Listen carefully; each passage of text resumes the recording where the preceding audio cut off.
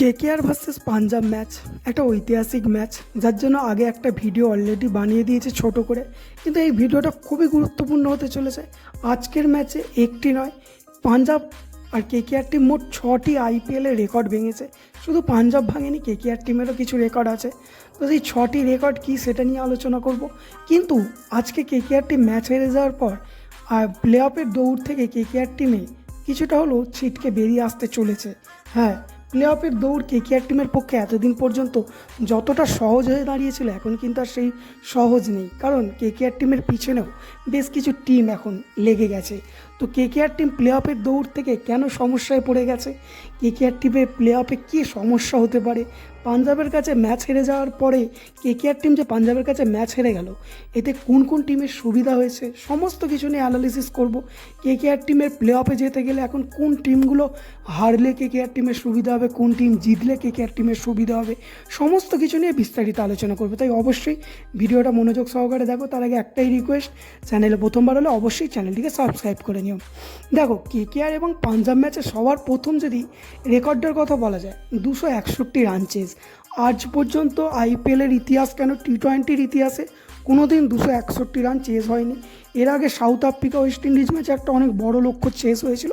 আর আইপিএলের ইতিহাসে 223-24 run highest Chase আছে। ওই রাজস্থান কেকেআর ম্যাচটা নয়, তার আগেও একটা কিছু ম্যাচ ছিল, সেটা এক্স্যাক্টলি মনে পড়ছে না, ওই ম্যাচে রান চেজ আছে। দ্বিতীয় রেকর্ডটা, আজ পর্যন্ত আইপিএলের ইতিহাসে পরপর ওপেনিং জুটি মানে 4টি প্লেয়ার 50 কোনোদিনও করেনি, হাফ সেঞ্চুরি করেনি, কিন্তু আজকে করেছে।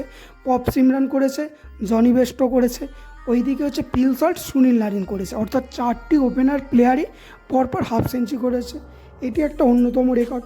তৃতীয় রেকর্ড হচ্ছে 42টা ছক্কা। আজ পর্যন্ত টি-20-র ইতিহাসে কোনো দিন কোনো টিম 42টা ছক্কা মারেনি। কেকেআর এবং পাঞ্জাব দুটো টিম মিলিয়ে 42টা ছক্কা মেরেছে। 4 নম্বর রেকর্ডে হচ্ছে পাঞ্জাবের নিজস্ব রেকর্ড। পাঞ্জাব 24টা ছক্কা মেরেছে। এই আইপিএল কেন সর্বোচ্চ আইপিএলের রেকর্ড। এখনও পর্যন্ত এসআরএইচ আরসিবির বিরুদ্ধে 23টা ছক্কা মেরেছিল হাইয়েস্ট, কিন্তু আজকে সেই রেকর্ড পাঞ্জাব ভেঙে দিল। কেকেআর টিমকে মেরে 24টা ছক্কা মেরেছে পাঞ্জাব। তো পঞ্চম রেকর্ডটা তো পাঞ্জাব নিজের নামেই করেছে। আজ পর্যন্ত পাঞ্জাব 10 ওভারে 132 রান করেনি, সেটা তার সর্বোচ্চ রান 10 ওভারে। এবং ষষ্ঠম রেকর্ডটাও পাঞ্জাবের নিজের নামে, 18 ওভার 4 বলে আজ পর্যন্ত পাঞ্জাব 262 রান করেনি, সেটাও একটা পাঞ্জাবের অত্যন্ত বড় রেকর্ড। কিন্তু কথা হচ্ছে, আজকে পাঞ্জাব তো জিতে গেছে, এতে পাঞ্জাবের খুব একটা সুবিধা হয়নি, কারণ সে প্লে অফ পর্যন্ত যাবে না, একদম নিচে আছে। আরসিবিকে নিচে করে দিয়েছে, পাঞ্জাব একটু ওপরে উঠেছে।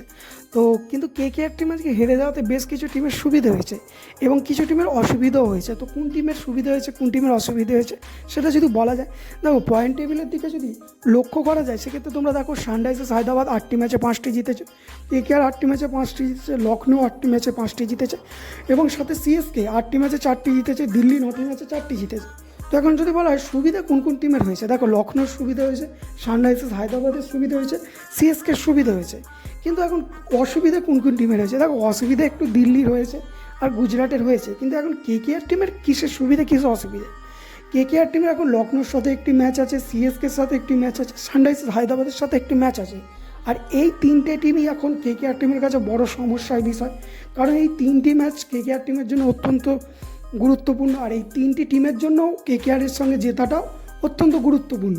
সেক্ষেত্রে সিএসকে যদি বলা যায়, সিএসকে লখনৌর সাথে কোনো ম্যাচ নেই, কিন্তু কেকেআর আর সানরাইজার্সের সাথে একটি করে আছে।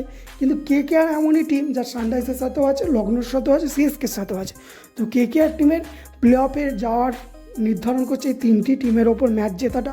তবে একটা খুশির খবর আছে, সেটা হচ্ছে সিএসকে পাঞ্জাবের সাথে 2টি ম্যাচ আছে। 2টি ম্যাচে যদি সিএসকে 2টিই না জেতে, মানে আরও বেশি স্ট্রাগল করতে হবে সিএসকেকে। এখন কেকেআর টিমের সুবিধা কোন কোন টিমগুলো হারলে, সিএসকে হারলে কেকেআর টিমের সুবিধা, লখনৌ হারলে কেকেআর টিমের সুবিধা, হায়দ্রাবাদ হারলে কেকেআর টিমের সুবিধা। আর হেরে গেছে, এটা হায়দ্রাবাদ হেরে গেছে, কিছুটা ভালো হয়েছে, নাহলে কেকেআর টিমকে আরও স্ট্রাগল করতে হতো। তো এই ছিল আজকে সম্পূর্ণ ভিডিও। তবে হ্যাঁ, কেকেআর টিমের প্লে অফের দৌড়ে যদি 2 নম্বরে থাকতে হয়, 1 নম্বরে তো রাজস্থানই থাকবে, তাকে সরানো খুব মুশকিল। সেক্ষেত্রে বোলিং অর্ডারটা ঠিক করতে হবে। বোলিং অর্ডার কী করে ঠিক করবে সেটি নিয়ে আগের এই ভিডিওটা ভিডিওটা বানিয়েছি, যারা না দেখেছো অবশ্যই দেখে নাও। এখানে বলা আছে যে প্রপার ভারতীয় বোলার কীভাবে স্ট্রং করবে কেকেআর টিম, কোন বিদেশি ব্যাটসম্যানকে খেলিয়ে কেকেআর টিম আরও ব্যাটিং লাইন স্ট্রং করবে, সেই সমস্ত বিষয় নিয়ে আলোচনা করা আছে। যারা না দেখেছো অবশ্যই দেখে নাও। তো এই ছিল আজকে সম্পূর্ণ অ্যানালিসিস ভিডিও। কেমন লাগলো, কী মনে হয় কেকেআর টিম প্লে অফে 2 নম্বরে থাকবে কি থাকবে না, অবশ্যই নিজেদের মূল্যবান বক্তব্য নিচে কমেন্টে জানাতে ভুলো না। আশা করি ভালো আছে, ভালো থাকবে। দেখা হচ্ছে পরের ভিডিওতে।